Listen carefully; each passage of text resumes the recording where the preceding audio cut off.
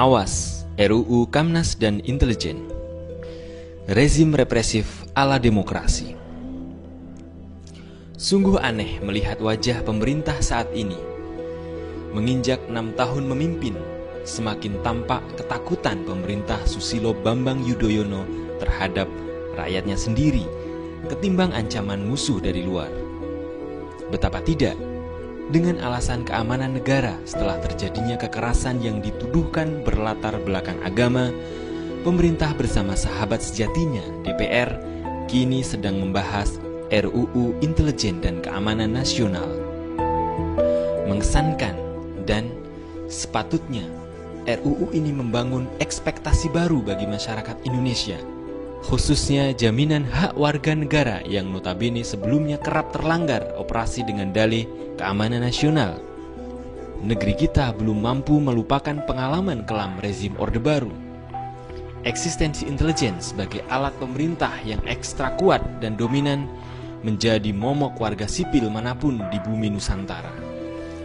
Setidaknya terdapat beberapa poin yang harus dicermati dan dikritisi dari RUU Keamanan Nasional dan RUU Intelijen ini. Pertama, ada kalimat atau frase yang tidak didefinisikan dengan jelas sehingga berpeluang menjadi pasal karet, seperti frase ancaman aktual, potensial, dan nasional, dan keamanan nasional. Juga frase musuh dalam negeri. Tidak jelas siapa dan apa kriterianya.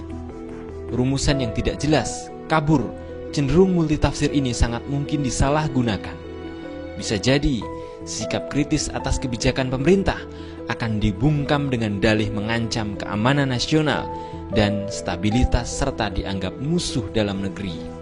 Kedua, di dalam RUU Intelijen pasal 1 dikatakan, intelijen negara merupakan lembaga pemerintah, tidak dikatakan lembaga negara. Dengan definisi itu, intelijen berpeluang dijadikan alat penguasa untuk memata-matai rakyat dan musuh politiknya. Setali tiga uang, dalam RUU Keamanan Nasional pun ternyata Presiden diberikan wewenang untuk menentukan hal-hal apa saja yang menjadi ancaman nasional, aktual maupun ancaman potensial.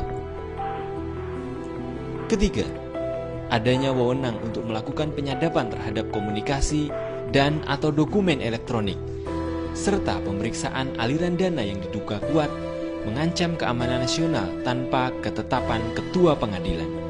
Keempat, wewenang untuk melakukan penangkapan dan pemeriksaan intensif atau interogasi paling lama 7 kali 24 jam. Usulan itu sama saja memberi wewenang intelijen untuk mengambil orang yang dicurigai tanpa surat perintah, tanpa diberitahu tempat dan materi interogasi, tanpa pengacara dan tanpa diberitahukan kepada keluarganya. Lalu, apa bedanya dengan penculikan? Jika usulan itu digolkan, maka akan lahir kembali rezim represif. Kelima, di dalam RUU tidak ada mekanisme pengaduan dan gugatan bagi individu yang merasa dilanggar haknya oleh lembaga intelijen. Rakyat berpotensi menjadi korban tanpa ruang untuk mendapatkan keadilan.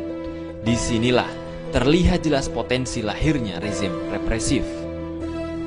Keenam, dalam RUU ini tidak diatur dengan jelas mekanisme kontrol dan pengawasan yang tegas, kuat dan permanen terhadap semua aspek dalam ruang lingkup fungsi dan kerja, termasuk penggunaan anggaran. Bahkan, kebebasan parlemen pun bisa dikategorikan ancaman potensial. Akibatnya, penguasa dengan militer dan intelijen sebagai alatnya akan menjadi super body yang bisa melakukan apapun tanpa terkendali. Dengan berbagai pertanyaan besar dalam beberapa poin ini, tidak selayaknya RUU Keamanan Nasional dan Intelijen diloloskan. Rakyat juga perlu mencermati pembahasan rancangan yang cenderung mengurangi, bahkan merampas, hak-hak warga negara yang sekali lagi katanya diberikan oleh konstitusi. Jika RUU ini dipaksakan lahir, berarti memang ada skenario melanggengkan kekuasaan secara konstitusional. Sungguh benar-benar rezim tirani ala demokrasi.